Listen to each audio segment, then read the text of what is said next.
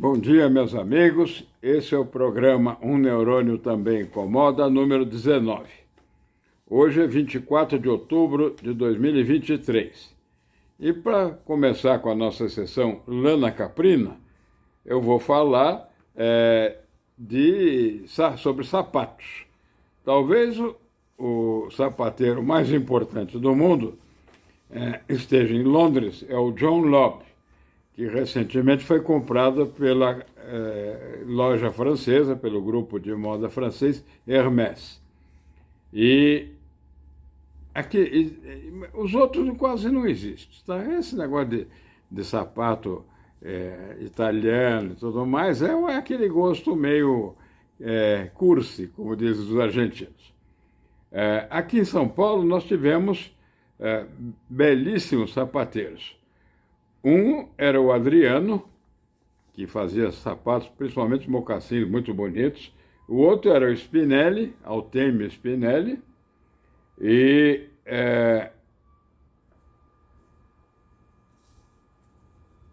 talvez o sapato de fábrica mais bonito que eu já tive na vida foi um da Sutoris, que era uma loja de calçados finos que tinha primeiro na Rua de São Bento, quando ainda era civilizada, e depois teve uma loja na Avenida Cidade Jardim também, se eu não me engano. E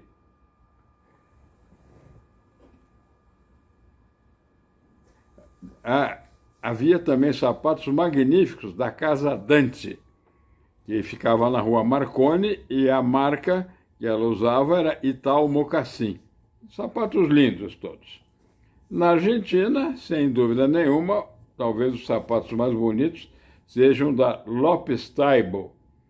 E em seguida, da Guido, que são sapatos muito bons, e também os da ESE só. Enfim, como amostra da Lana Caprina, hoje eu acho que está bom. Agora vamos falar de coisas mais sérias, sobre editoras. A editora mais maravilhosa que eu já vi na minha vida é uma editora italiana. Quando era vivo, era tocada pelo dono Franco Maria Ricci, que faleceu em 2020, se eu não me engano. Enfim, os livros que ele editou são maravilhosos, são obras de arte todos.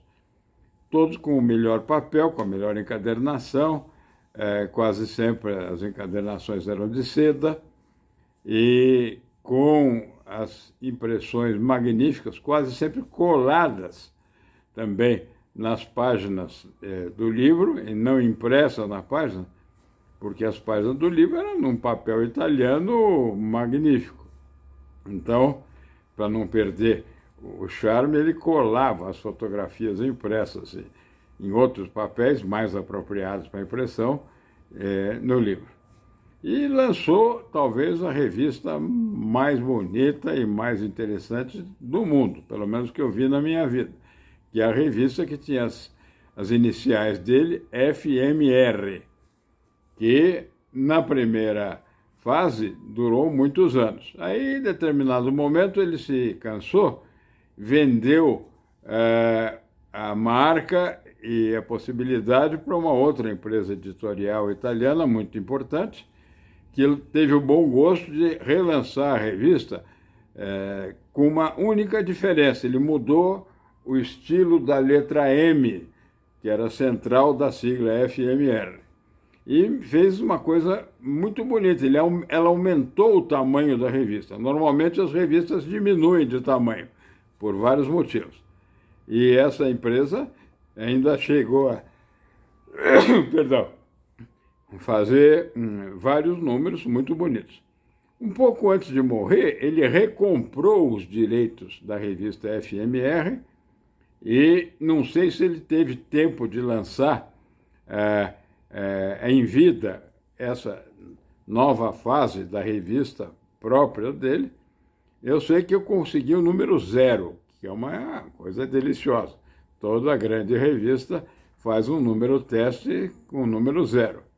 E agora já está no número 7 ou 8, se eu não me engano. A revista não tem propriamente uma periodicidade, Eu acho que é quando ele consegue material e assuntos suficientemente interessantes, ele edita um número, tá? E é uma revista caríssima. No passado, na década de 90, eu cheguei a assinar a revista, mas era tão bonita que muitos números eram furtados em trânsito, não sei aonde. Enfim, daí eu desisti e comprava de um livreiro aqui, que é um príncipe, que tinha uma livraria que constou de um livro alemão sobre as principais livrarias do mundo, que era Free Book. Na época era na Rua da Consolação, em quem vai no sentido do centro para Paulista, era logo depois da esquina com a Rua Coronel José Eusébio. Essa Free Book depois fechou, porque ali não tinha mais lugar para estacionar e, normalmente, comprador de livro é uma pessoa mais de idade, que é o conforto. Depois veio a pandemia e não sei se agora ele reabriu de novo a livraria em algum outro lugar. Durante um tempo, depois que ele fechou na Rua da Consolação, ele abriu nos Jardins, esquina da Casa Branca com Barão de Capanema. Mas também durou pouco, logo depois veio a pandemia. Não sei se agora ele tem de novo alguma loja física. Eu sei que ele está no Instagram, quem se interessar, procure Free Book.